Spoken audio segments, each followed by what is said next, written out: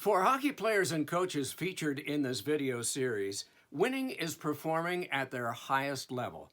Recognizing that their talents and abilities are gifts from God, they are highly motivated to train and compete to express their thankfulness to Him for all that He has given them. They want to count for God, and they compete to fulfill His purpose for their lives. In this pursuit, they are unstoppable. Their lives reveal an inner peace through faith in Jesus Christ, who gives them strength both on and off the ice. Where'd you start? And give us an update. Yeah, sure. Started in Boston, Massachusetts. 'Cause Boston split up in all these different neighborhoods and sections. So I grew up in Allston, Brighton, which is kind of right in the middle of BC, BU, Harvard.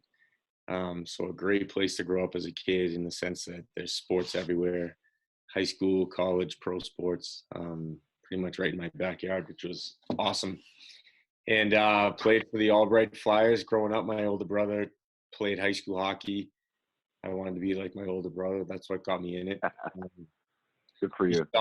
He stopped after high school. We weren't really a sports family. My parents didn't play sports growing up. And so it was just, I was one of those kids that just give them a ball or a stick and I was pretty much happy. And so played a few different sports growing up. Baseball and hockey were the two main ones. Just got better at hockey and started locally, then started playing on travel teams and started playing for Massachusetts hockey, then USA hockey, and went to St. Sebastian's, which is a prep school and just outside of Boston, and went to Harvard. Was drafted in high school to Pittsburgh Penguins at St. Seb's. I was drafted and then did 4 years at Harvard and turned pro in 2005. What are you up to now? Yeah, so we, my wife and I, we've been at this for about 4 years now. It's finally up, but we built a large sports dome. So it's a big athletic development environment is basically what we have, and the structure that we're in is it's an air supported structure. So it's one of those big bubbles. It's like a big marsh. So yeah, we built that. And we have some partners that are local that have been great and passionate about the vision. But we want to develop athletes. So it's funny because we don't have a hockey rink in there.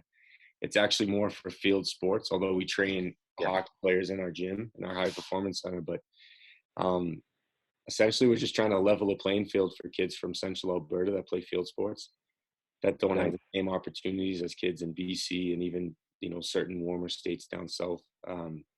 So it's been well received by the community. It's a state-of-the-art facility. It's exciting. I'm excited to see what how we can have a positive impact on kids' lives the next 20 years. Very cool. Very cool.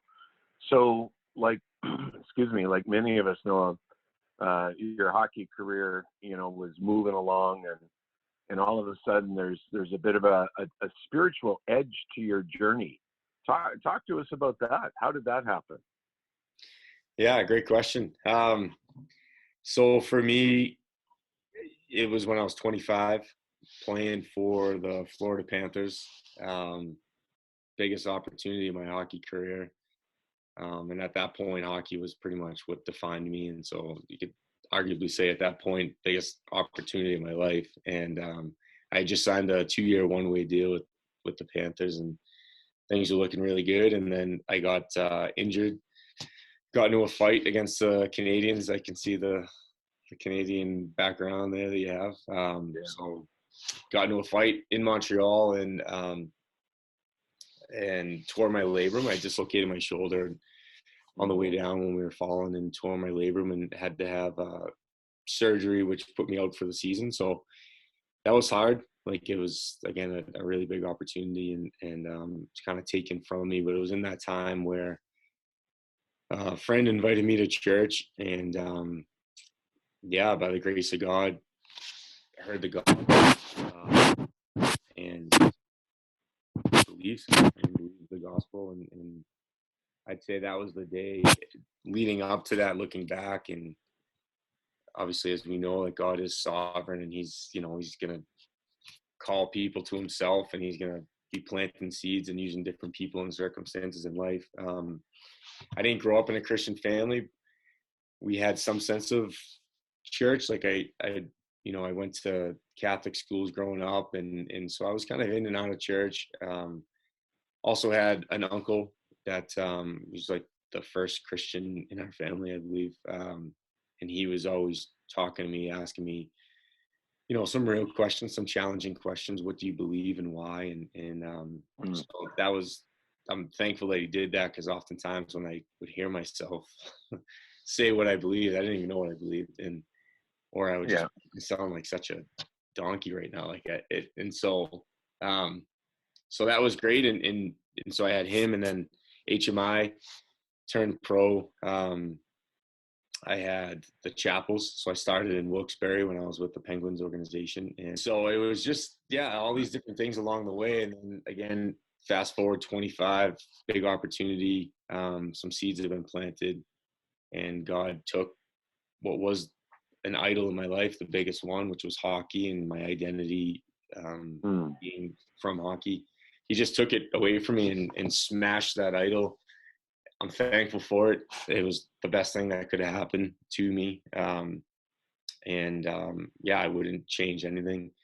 And then gave me hockey back. I didn't go on to play a long NHL career, but did go over to play overseas. And it's pretty neat just how he used me in hockey, and, got to win some championships at every level. But the bigger championship, if you will, not to sound cheesy, but just when God uses you in other teammates' lives. And so, really appreciate that. And Noah, thank you for your story, for your journey.